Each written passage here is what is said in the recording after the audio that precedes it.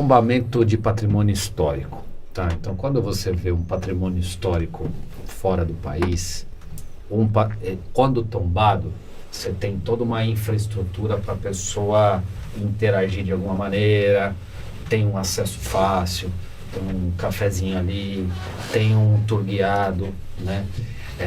Aqui a gente está falando do Museu do Ipiranga, né? E em volta existem várias casas, né, que são tombadas, mas são tombadas e fica aquele negócio caidão, não se usa para nada. A impressão aqui dá é que existe ali algum interesses para que aquilo seja tombado, mas que fique como está. Como é que funciona isso? Qual que é o critério para se eleger sei lá, uma determinada casa ou determinado um local histórico seja tombado, e como é que se dá os projetos para você tornar aquilo de fato acessível e culturalmente relevante? Só um detalhe, o Museu do Ipiranga, para quem não foi, tá, galera? Eu já fui 2 vezes depois. Cara, tá muito legal, tá? Vale muito a pena ir no Museu do Ipiranga. Tem uma questão interativa, é muito bacana. Quem gosta quem vai para fora e gosta de ver essas coisas, cara, vale muito a pena. O Museu do Ipiranga tá muito legal. E tirem uma foto na plaquinha da inauguração que tem meu nome ali, me marquem. A próxima vez que eu for, eu vou fazer isso. Esse deveria ser, eu acho muito curioso ter falado isso, porque tem uma questão que a gente sempre conversa aqui com pessoas, principalmente figuras que já foram figuras públicas e voltaram a ser privadas, porque tem um exercício democrático fantástico aí, né? A gente está acostumado com a ideia do homem público de carreira. Perdão, homem público de dinastia, aquele que coloca os filhos para continuarem a carreira. Esse é a comunidade brasileira, né?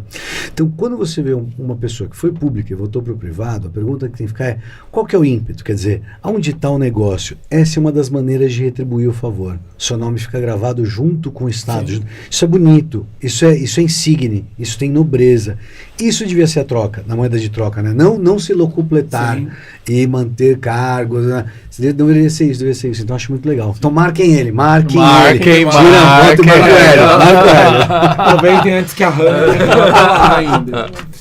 Em relação ao patrimônio histórico, acho que você colocou a palavra-chave na sua própria pergunta. Critério. Qual é o critério? E o que eu te falo é, historicamente, não havia critério. Há um interesse, principalmente em grandes cidades, no tombamento do patrimônio. Por quê? Hoje eu tenho uma limitação construtiva, eu tombo e eu faço um processo chamado TPC, Transferência de Potencial Construtivo. Então eu pego um grande casarão tombado na Faria Lima, que não pode construir um prédio, e eu crio um título e eu vendo esse título para as grandes construtoras que querem construir mais do que elas podem construir de acordo com o terreno delas. Isso tem um valor econômico considerável. Então, por conta do TPC, muita coisa foi tombada sem critério. E esse é que é o grande problema. Na teoria, para você conceder o TPC, né, a transferência do potencial construtivo, o proprietário assume o compromisso de restaurar o prédio tombado. Tá vendo? Tem uma lógica, né? Não é possível, né? Que o negócio fica lá caído, parado. Uma lógica simples, né? Quase aritmética. Exato. Mas, na prática, a gente sabe que não acontece.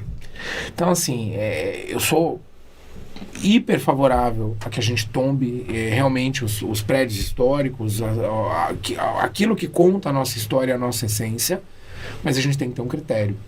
Né? Uma coisa é a Casa das Rosas, na Avenida Paulista. Sim. Outra coisa é a casa do lado da Casa das Rosas, porque senão a gente vai manter a Avenida Paulista com grandes casarões. Sim. Né? Então, precisa ter critérios, e esses critérios não eram bem escolhidos. Eu acho que isso é fundamental. Em relação a patrimônio histórico, o que eu posso te falar ele é um grande exemplo de como a Lei Rouanet pode ser bem aplicada. Qualquer bem tombado pode ser restaurado por lei de incentivo à cultura. Qualquer prédio.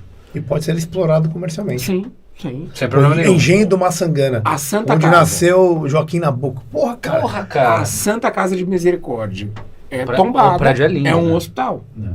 Ela pode ser restaurada com lei de incentivo à cultura. O Pacaembu agora, né? Exatamente. Então, assim, aí a gente vê realmente como a lei de incentivo à cultura pode ser usada. Pode ser usada. Né? Então eu acho que demonizamos, voltando para o começo, assim, só para fazer uma amarração da lei de incentivo, demonizamos mais do que deveríamos. Né? A lei mal aplicada tem que ser demonizada. A lei bem aplicada, ela gera economia circular, ela gera capacitação, ela gera formação de público, entendeu? Então, assim, hoje eu tenho 2 adolescentes em casa e uma filha mais velha adulta. É uma guerra para os meus filhos abrirem um livro, entendeu?